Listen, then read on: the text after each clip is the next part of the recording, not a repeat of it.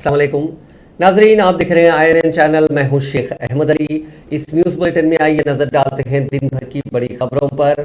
National investigation agency यानी NIA ने enforcement directorate और मकामी पुलिस के साथ मिलकर पॉपुलर फ्रंट ऑफ इंडिया और उससे वाबस्ता रवाबित के खिलाफ मुल्क भर में छापे मारे हैं। रिपोर्ट के मुताबिक तफ्तीशी एजेंसी ने मुबैना तौर पर दहशतगर्दी की माली आनत करने और कैंप चलाने के मामले में ये कार्रवाई की है।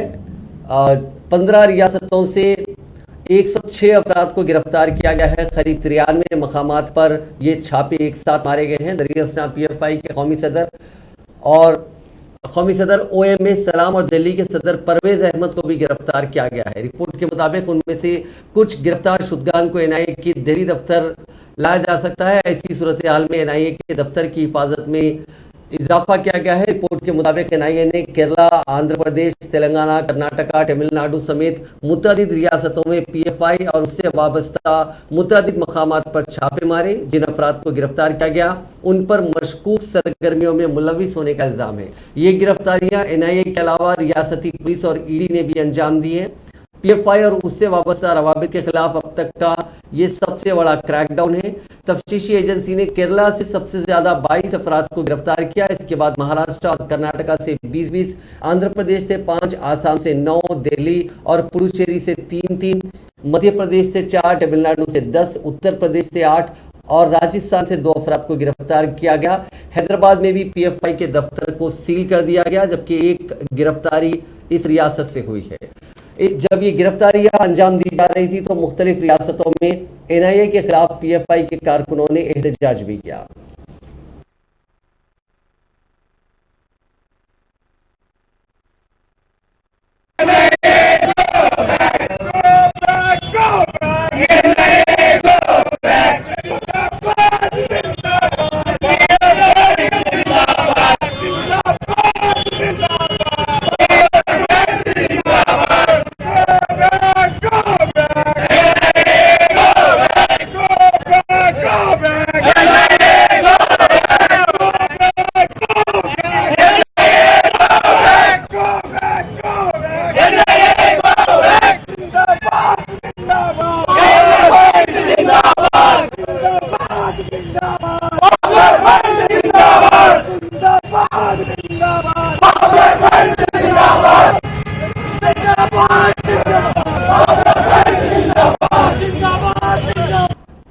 तालीमी इदारों में तालिबात के हिजाब पहनने पर कर्नाटका हाईकोर्ट के जरिए लगाई गई पाबंदी के खिलाफ दाखिल अर्जियों पर आज सुप्रीम कोर्ट में 10वें दिन समाअत हुई और फैसला महफूज रख लिया गया। इन 10 दिनों में दोनों फरीकैन की तरफ से कई दलाइल पेश किए गए, लेकिन आज आखिरी दिन मुस्लिम तालिबात जो हिजाब पर पाबंदी के खिलाफ हैं, उनके वकला ने हुकूमत की तरफ से पेश करदा दलाइल पर कई तरह के सवालात खड़े किए और कहा कि कर्नाटका हुकूमत ने कुछ सवालों के जवाब ही नहीं दिए।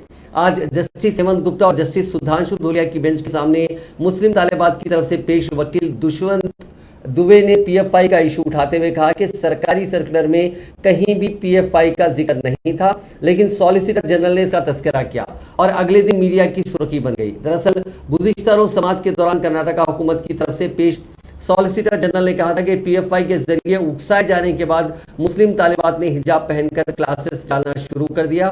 दुष्यंत दुबे की बात सुनकर जस्टिस गुप्ता ने पूछा कि आपका क्या स्टैंड है, 2021-22 से पहले कोई वर्दी नहीं थी। इस पर दुबे ने जवाब दिया कि हमारी दलील ये है कि हिजाब पर कभी एतराज नहीं हुआ, ये अपनी मर्जी के मुताबिक की जाने वाली रस्म है। पहले यूनिफॉर्म इस तरह लाजिम नहीं थी जैसा कि अब हो रहा है, इसी तरह हिजाब पर पाबंदी नहीं लगाई जा सकती। तालिबात की तरफ से पेश दीगर वकील अहमदी ने भी कर्नाटका हुकूमत की तरफ से पेश करदा दलाइल में खामियां बताई।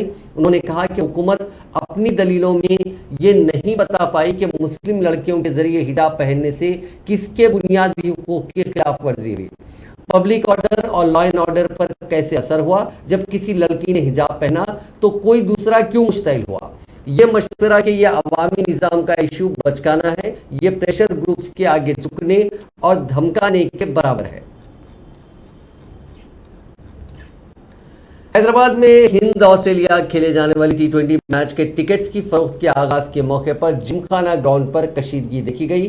हैदराबाद क्रिकेट एसोसिएशन ने जुमेरात को 10 बजे दिन से ऑफलाइन टिकट्स की फरोख्त का ऐलान किया था। ताहम इसके बावजूद क्रिकेट के शायकीन जिमखाना ग्राउंड पहुंच गए। टिकट्स की फरोख्त 10 बजे दिन के बाद शुरू हुई। कतार में ठहरे अफराद टिकट काउंटर के खुलते ही उसकी तरफ दौड़ पड़े। इस दौरान शायकीन एक दूसरे को धकेलने लगे। वहां मौजूद पुलिस ने हुजूम को मुंतशिर करने की कोशिश की। क्रिकेट शायकीन के बेकाबू होने पर पुलिस ने लाठीचार्ज कर दिया, जिसके नतीजे में बाज अफराद जख्मी हो गए। इस वाकये में बाज अफराद बेहोश भी हो गए। उनको फौरी तौर पर इलाज के लिए अस्पताल मुंतकिल कर दिया गया, जबकि बाज मुलाजमीन को भी अस्पताल पहुंचाया गया जो इस धक्कम पेल में जख्मी हो गए थे। टिकट्स की फरोख्त के आगाज में ताखीर पर कई अफराद मायूसी के शिकार हो गए थे। इसी दौरान जिन अफराद को टिकट हासिल हुए उन्होंने शिकायत करते हुए कहा कि पसंद के मुकाम पर बैठने का टिकट उनको नहीं मिला। उन्होंने कहा कि सिर्फ 850 था 1200 रुपए वाले ही टिकट फरोख्त किए जा रहे हैं। उन्होंने कहा कि उन्हें गैलरीज की टिकट चाहिए थी जो उन्हें नहीं मिली। कई अफराद को कई घंटों तक इंतजार करने के बाद भी खाली हाथ लौटना पड़ा। बाद बरहम अफराद ने इल्जाम लगाया कि टिकट्स की फरोख्त में मुबैना तौर पर रिश्वतखोरी हुई है। उन्होंने कहा कि जब मखसूस स्टैंड की टिकट की ख्वाहिश की गई तो उन्हें यह बताया गया कि सिर्फ 850 और 1200 रुपए की टिकट दस्तियाब है। उन्होंने कहा कि इसमें शफाफियत नहीं है।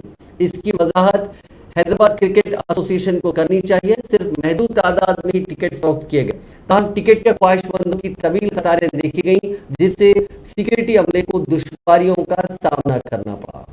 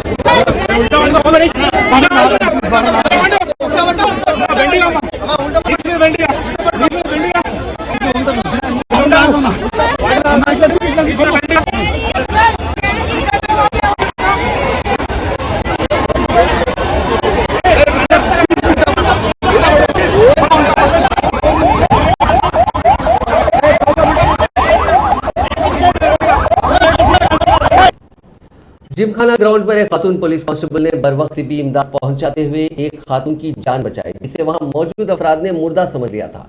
पूरा मामला यह है कि जिमखाना ग्राउंड पर क्रिकेट मैच के टिकट के लिए आवाम का हुजूम उमड़ पड़ा, जिसके नतीजे में भगदड़ मच गई। भगदड़ के दौरान एक खातून नीचे गिर गई और लोग उस पर गिर पड़े, जिसके नतीजे में खातून की सांस रुक गई थी और उस पर गशी तारी हो गई। वहां मौजूद अफराद ने उसे मुर्दा समझ लिया था। करीब में मौजूद बेगमपेट पुलिस स्टेशन से वाबस्ता खातून कांस्टेबल नवीना ने अपनी साथी मुलाजिमीन के साथ वहां पहुंचकर लोगों को हटाया और उसके बाद CPR के तरीकेकार के तहत बेहोश खातून को अपने मुंह से सांस दी। खातून कांस्टेबल की बरवक्त हाजिर दिमागी और इब्तदाई तिब्बी इमदाद के नतीजे में मुतासरा खातून की सांस दोबारा चलनी शुरू हो गई, जिसके बाद उसे इलाज के लिए खानगी अस्पताल मुंतकिल किया गया। तेलंगाना के वजीर स्पोर्ट्स श्रीनिवास गौड़ ने जुमेरात को हैदराबाद क्रिकेट एसोसिएशन को शहर में 25 सितंबर को होने वाले क्रिकेट मैच इंडिया ऑस्ट्रेलिया के T20 मैच के टिकटों की फरोख्त से मुताल्लिक मुकम्मल गड़बड़ का जिम्मेदार ठहराया। उन्होंने ये भी कहा कि HCA ही उन 8 लोगों के इलाज के तमाम अखराजात बर्दाश्त करेगा जो टिकट के मुतलाशी हजारों अफराद में से थे और जो सुबह के वक्त जिमखाना ग्राउंड में भगदड़ में जख्मी हुए थे। HCA के सदर मोहम्मद अजहरुद्दीन, एसोसिएशन के सेक्रेटरी R विजयानंद, पुलिस और महकमे खेल के सीनियर ओहदेदारों से मुलाकात के बाद मीडिया से बात करते हुए श्रीनिवास गौड़ ने कहा कि अगर HCA ने रियासती हुकूमत से ताउन तलब किया होता तो मामलात इस तरह के ना होते। श्रीनिवास गौड़ की मीटिंग जुमेरात की सुबह भगदड़, टिकट के मुतलाशियों पर पुलिस के लाठीचार्ज और भीड़ में से कुछ के जख्मी होने के बाद हुई। गौड़ ने कहा कि अब जबकि HCA ने हमसे मदद तलब की है, हम मैच के हमवार इनेकाद को यकीनी बनाने में मदद करेंगे। उन्होंने मजीद कहा कि कुछ लोग तेलंगाना की साख को खराब करने की कोशिश कर रहे थे और ऐसे अफराद के खिलाफ कार्रवाई की जाएगी। उन्होंने ये भी कहा कि टिकटों की फरोख्त और जुमेरात के वाकयात से मुताल्लिक तमाम वाकयात की तहकीकात के लिए एक कमेटी तश्कील दी गई है। वजीर इंफॉर्मेशन टेक्नोलॉजी के.टी. रामाराव ने कहा है कि तेलंगाना के किसी भी बीजेपी के जोकर में हिम्मत नहीं है कि वो मुतालबा कर सके कि हमारा हक क्या है। ये लीडर हमेशा गुजराती आकाओं की चप्पल उठाने के लिए तैयार रहते हैं, लेकिन वो तेलंगाना के हुकूक का मुतालबा करने की हिम्मत नहीं दिखा सकते। गुजरात मोदी के भक्तों का गढ़ बन गया है। सोशल मीडिया के अहम प्लेटफॉर्म ट्विटर पर सरगर्म तारक रामाराव ने साबिक रुकने काउंसिल व department of journalism Osmania university के प्रोफेसर एन नागेश्वर राव के ट्वीट का जवाब दिया, जिन्होंने वजीर मौसूफ को टैग करते हुए अपने अंग्रेजी में किए गए ट्वीट में कहा था कि हमारी फिल्म RRR ऑस्कर की दौड़ में गुजराती फिल्म शेलो शो से पीछे रह गई। हमारे काजीपेट में कोच फैक्ट्री के क़याम से इनकार कर दिया गया। गुजरात को लोकोमोटिव फैक्ट्री हासिल हो गई। हमारा हैदराबाद WHO के सेंटर से महरूम हो गया। ये सेंटर गुजरात के जामनगर में कायम किया गया। हमारे हैदराबाद के कायम बैनुल अक़वामी मुसाहलती मरकज़ को गुजरात के गिफ्ट सिटी से मुसाबकत का सामना है।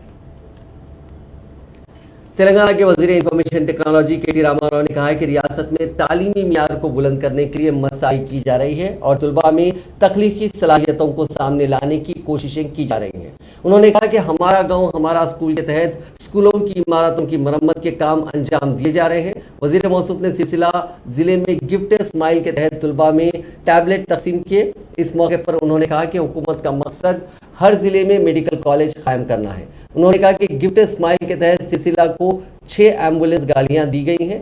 साथ ही माजूर अफराद के लिए 1200 ट्राई मोटरसाइकिलें फराहम की गई हैं। उन्होंने कहा कि इस वक्त वो गरीब तुलबा को टैबलेट फराहम कर रहे हैं। जिला भर में इंटर के 6000 तुलबा में टैबलेट तकसीम किए जा रहे हैं। उन्होंने निशानदेही करते हुए कहा कि नए ख्यालात के साथ सामने आने वाले तुलबा की हौसला अफजाई जरूर की जाएगी। उन्होंने वाज़ेह किया कि तेलंगाना हुकूमत बैरून मुल्क तालीम हासिल करने के ख्वाहिशमंदों को 20 लाख रुपए की रकम देती है।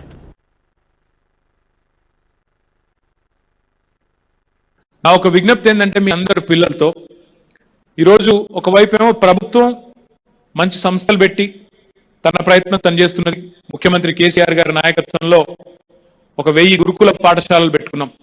ఆ 1000 గురుకుల పాఠశాలల్లో 5 లక్షల మంది విద్యార్థులకి మొత్తం సర్వం ప్రభుత్వమే చూసుకుంటూ అక్కడ వేల కోట్ల రూపాయలు ఖర్చు చేస్తూ అక్కడ కూడా విద్యా ప్రమాణాలు పెంచే ప్రయత్నం చేస్తున్నాం. ఈరోజు మీరు మన నేరెళ్ల పాఠశాలకు పోవచ్చు, దుమాల పాఠశాలకు పోవచ్చు, బోనాలకు పోవచ్చు, నర్మలకు పోవచ్చు, ఎక్కడ పోయినా బ్రహ్మాండమైన వసతులు, బ్రహ్మాండమైన బిల్డింగ్లు వాటిని సమకూర్చే ప్రయత్నం చేస్తున్నాం. మరొక దిక్కు కొత్త కొత్త కాలేజీలు తెచ్చే ప్రయత్నం చేస్తా ఉన్నాం. వ్యవసాయ కాలేజ్ కానీ, అదేవిధంగా మెడికల్ కాలేజ్ కానీ, ఇంజనీరింగ్ కాలేజ్ కానీ ఇవి తెచ్చే ప్రయత్నం చేస్తున్నాం. ఇంకోవైపు ఉన్న గవర్నమెంట్ పాఠశాలల్ని మన ఊరు మన బడి కింద ఇప్పుడు నిజంగా కూడా మీరు ఈ మధ్యన చూసినో లేదో కానీ మన గీతానగర్ పాఠశాల మొత్తం రాష్ట్రానికే ఒక రకంగా చెప్పాలంటే కన్ను గుట్టేటట్టు, అసూయ గుట్టేటట్టు బ్రహ్మాండంగా చేసుకున్నాం. దాన్ని ఆదర్శంగా తీసుకొని మన నియోజకవర్గంలో దాదాపు ఒక 10-12 वजीर सेहत हरीश राव ने वाज़ेह किया कि तेलंगाना में MBBS की सीटों में इजाफा किया गया है। उन्होंने सिद्दीपेट जिले के पुलिस कन्वेंशन सेंटर में सरकारी कॉलेज की यौम तासीस के मौके पर तुलबा से खिताब करते हुए कहा कि जब तेलंगाना की तश्कील हुई तो रियासत में सरकारी कॉलेजेस में MBBS की 846 सीटें थी। ताहम फिलहाल उनकी तादाद बढ़कर 2840 हो चुकी है। उन्होंने निशानदेही करते हुए कहा कि PG मेडिकल की सीट्स भी बड़े पैमाने पर दस्तयाब कराई जाएंगी। वज़ीर मौसूफ ने कहा कि तेलंगाना मुत्तहदा रियासत में तिबी तालीम से बहुत दूर था। हरीश राव ने याद दिलाया कि नेशनल मेडिकल काउंसिल की इजाज़त के बगैर तुलबा रूस, यूक्रेन, चीन जैसे ममालिक में तिबी तालीम के लिए जाने वाले तुलबा को मुश्किलात का सामना करना पड़ा। वज़ीर क़बायली महबूब सत्यवती राठौर ने रियासत की अपोजिशन जमातों पर शदीद नुक्ताचीनी करते हुए इल्ज़ाम लगाया कि ये जमातें सियासी फ़ायदे के लिए बकवास कर रही हैं। उन्होंने पूछा कि तेलंगाना में तमाम अवाम की बहबूद के लिए मुतारिफ करदा स्कीमात क्या उन अपोजिशन जमातों की बरसर इख्तियार दीगर रियासतों में नाफिज हैं। उन्होंने बरहमी का इजहार किया कि मरकज़ मुल्क की दौलत लूट कर प्राइवेट कंपनियों को देने की साजिश कर रहा है। उन्होंने कहा कि अपोजिशन को तेलंगाना में या यहाँ के इंतज़ामिया के बारे में बात करने का कोई अखलाकी हक नहीं है। उन्होंने दावा किया कि तेलंगाना मुल्क की वाहिद रियासत है जो खवातीन के लिए सबसे ज्यादा फलाही और तरक्याती स्कीमात नाफिज करती हैं। वजीर आला चंद्रशेखर राव रियासत के तमाम तबकात के अफराद को यकसा मानते हैं और उनकी तरक्की और बहबूद के लिए स्कीमात शुरू की गई हैं ताकि वो फख्र के साथ जिंदगी गुजार सके।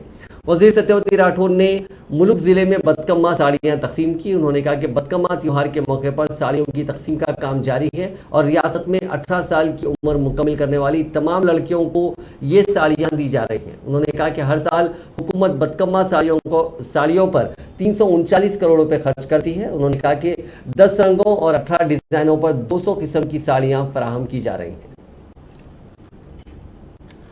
टीआरएस की एमएलसी कल्वकुंटला कविता ने बदकम्मा त्योहार के मौके पर एक खुसूसी बदकम्मा सॉन्ग जारी किया। एमएलसी कविता, जिन्होंने हैदराबाद में अपनी रिहाइशगाह पर मुनक़िदा तकरीब में इस गाने की नकाब कुशाई की। इस प्रोग्राम में जन्नाराम ZPTC सी शेखर की टीम मौजूद थी, जिसे उन्होंने मुबारकबाद पेश की, जिन्होंने ये गाना तैयार किया था। इस प्रोग्राम में वज़ीर दाखिला महमूद अली, राष्ट्रीय संगीत नाटक अकेडमी के चेयरपर्सन दीपिका रेड्डी, उर्दू अकेडमी के चेयरमैन मुजीब, हज कमेटी के चेयरमैन मोहम्मद सलीम और दीगर आला अहदेदार मौजूद थे।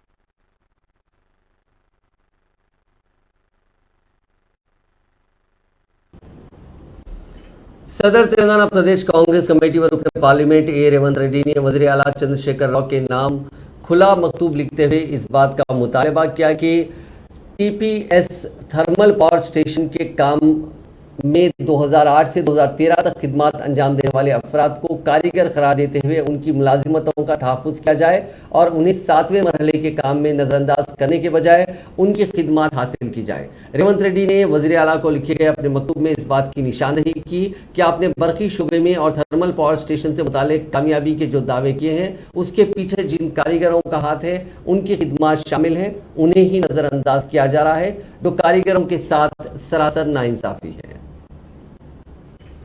कांग्रेस के सीनियर कायद व साबिक MP वी हनुमंत राव ने कहा है कि पिछले 8 सालों में मरकज की मोदी हुकूमत ने सिर्फ अदानी और अंबानी के लिए ही काम किया है। उन्होंने कहा कि अगर मोदी अगली बार भी वजीर आजम बनते हैं तो अदानी की जायदाद बरतानिया के बादशाह से भी ज्यादा हो जाएगी।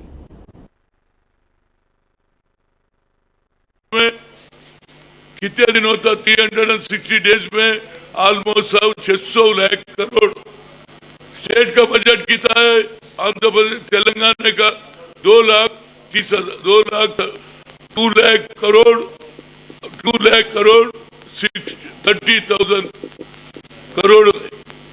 स्टेट का बजट और उसको साल का इनकम क्या है? 600 करोड़। ये अदानी जब नरेंद्र मोदी नहीं आया था सरकार में उसका इनकम कितना था? ये 8 साल में इतना इनकम क्यों बढ़ गया?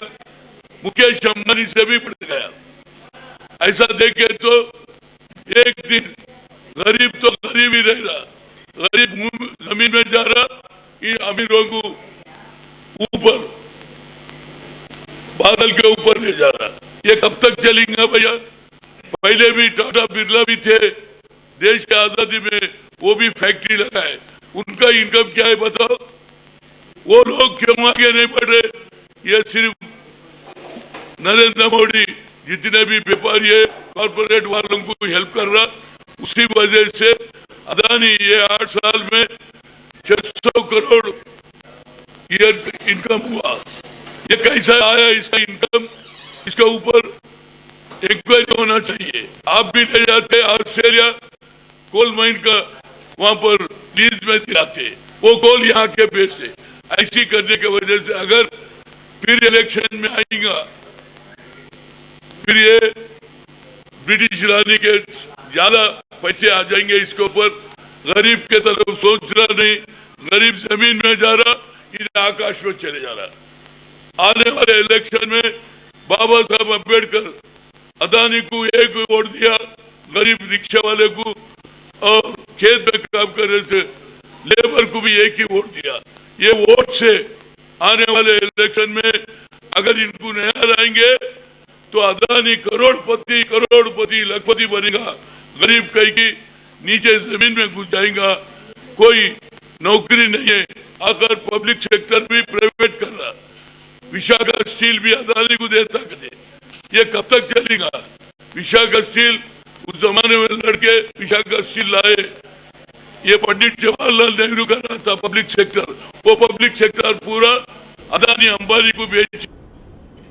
आंध्र प्रदेश हुकूमत ने एनटीआर हेल्थ यूनिवर्सिटी का नाम बदलकर वाईएसआर हेल्थ यूनिवर्सिटी कर दिया है। आंध्र प्रदेश के वजीर आला वाईएस जगनमोहन रेड्डी की बहन वाईएस शर्मिला, जो कि वाईएसआर तेलंगाना पार्टी की सरबराह है, उन्होंने अपने भाई की ही हुकूमत के इस फैसले की मुखालिफत की। उन्होंने कहा कि यूनिवर्सिटी के नाम से एनटीआर का नाम हटाना काफ़ी गलत है। उन्होंने कहा कि अगर इस तरह नाम तब्दील किए जाएंगे तो जिन शख्सियत के नाम के तहत ये नाम रखे गए हैं, बड़े बड़े इंस्टीट्यूशंस के, उनकी कोई अहमियत नहीं रहेगी। उन्होंने कहा कि नाम बदलने का चलन एक बहुत बुरा ट्रेंड है जिसकी हिमायत नहीं की जानी चाहिए।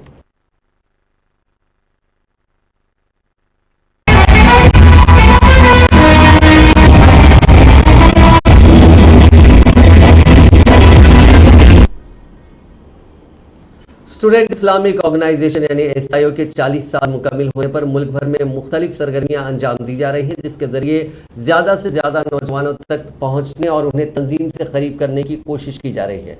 इसी सिलसिले में तेलंगाना के भी मुख्तलिफ अजला और शहरों में कॉन्फ्रेंस व दीगर प्रोग्राम्स मुनक्किद किए जा रहे हैं। इसी के तौर पर शहर हैदराबाद में भी 2 रोज़ा कॉन्फ्रेंस बाउनवान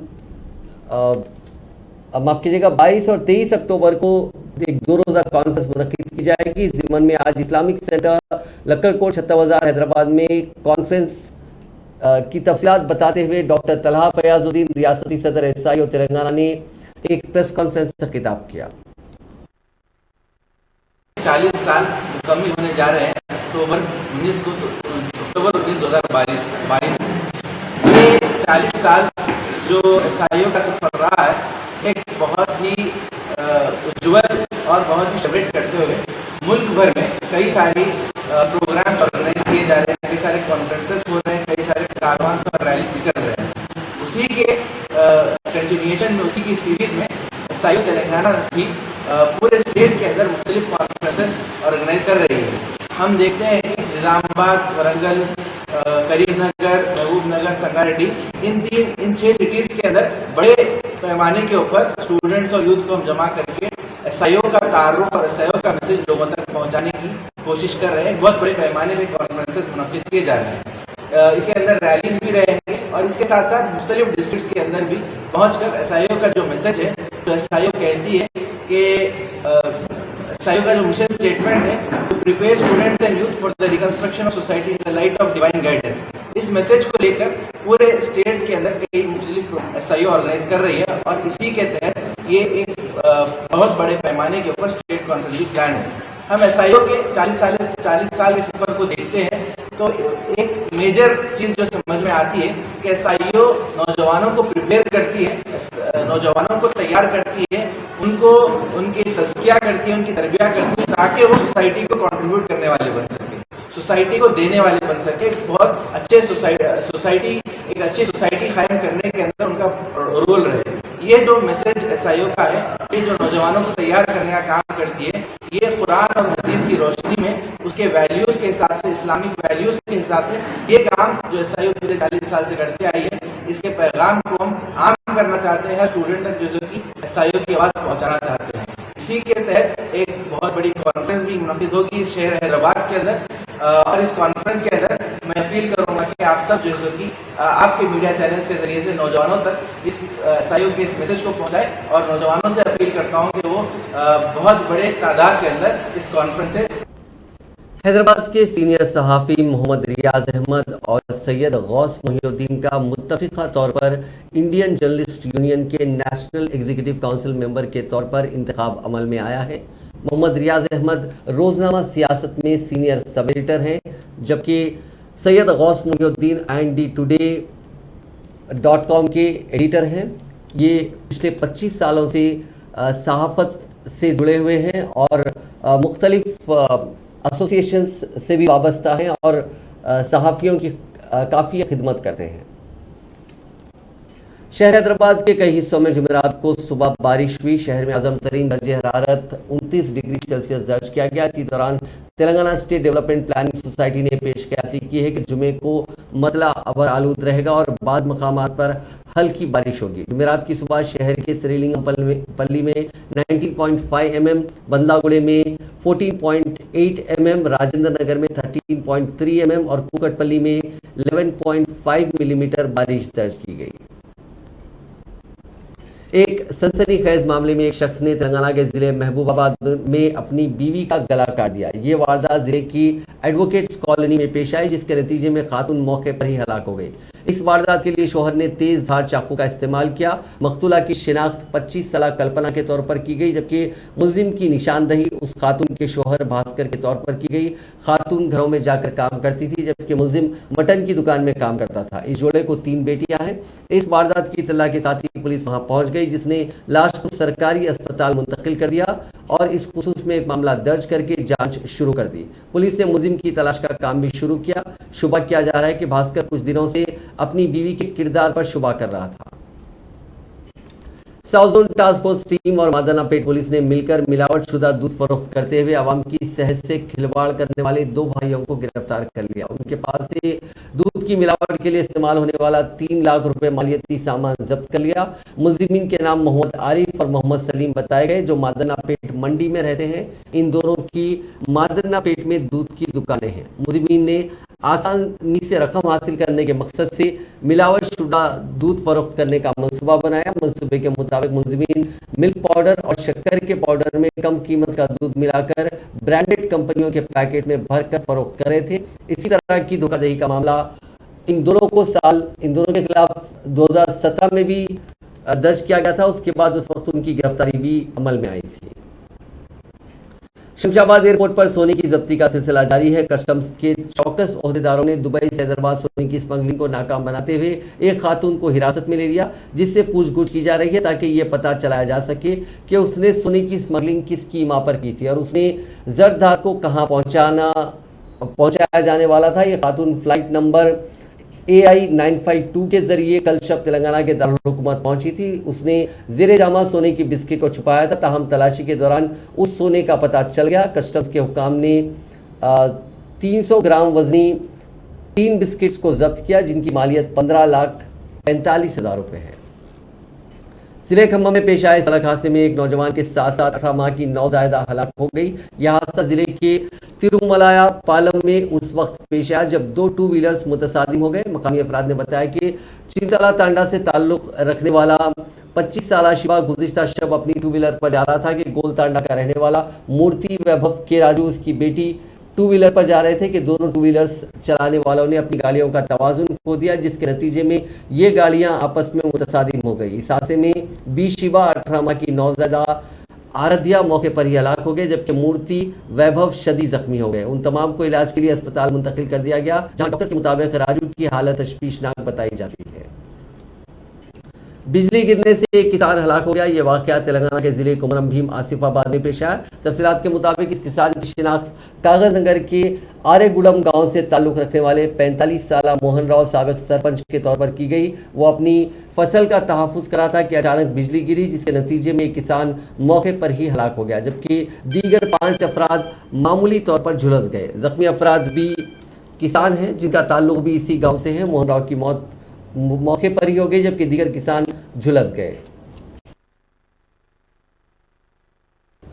देसी साख्ता कश्ती के हिस्से के गर्क होने के वाक़े में 12 अफराद बशमूल स्कूली तुलबा महफूज रहे। ये वाक़या तेलंगाना के कुमरम भीम आसिफाबाद में पेश आया। ये तमाम अफराद और बच्चे इस कश्ती के जरिए अंदेवली गांव के करीब वाक़ नदी को पार करने की कोशिश कर रहे थे। ज़राए के मुताबिक उन शहरियों का ताल्लुक जगन्नाथपुर गांव से है। ये तमाम कागज नगर जाने के लिए इस छोटी कश्ती का इस्तेमाल कर रहे थे। ताहम अचानक इस कश्ती का एक हिस्सा नदी में गर्क हो गया, जिसके साथ ही मुसाफिरीन ने चीखों पुकार शुरू कर दी। वहाँ किनारे पर मुसाफिरीन को बचाने के लिए मौजूद कश्ती के स्टाफ ने पहुँच कर उनकी जान बचाई और उनको साहिल तक महफूज तौर पर लाने को यकीनी बनाया। तुलबा ने कहा कि उनके बैग भीग गए। ओहदेदारों और पुलिस ने राहत की सांस ली क्योंकि इस वाक़े में किसी की मौत नहीं हुई। मकामी अफराद का कहना है कि जुलाई में भी शदीद बारिश के मौके पर पेद्दावागु नदी पर तामीरशुदा पुल का एक सुतून डूब गया था, जिसकी वजह से वो अब कश्ती के जरिए सफ़र करते हुए घरेलू अशिया मुंतकिल करने और तुलबा कश्ती के जरिए ही स्कूल जाने के लिए मजबूर है। नाजरीन, इस न्यूज़ बुलेटिन में बस इतना ही। आप देखते रहिए INN चैनल।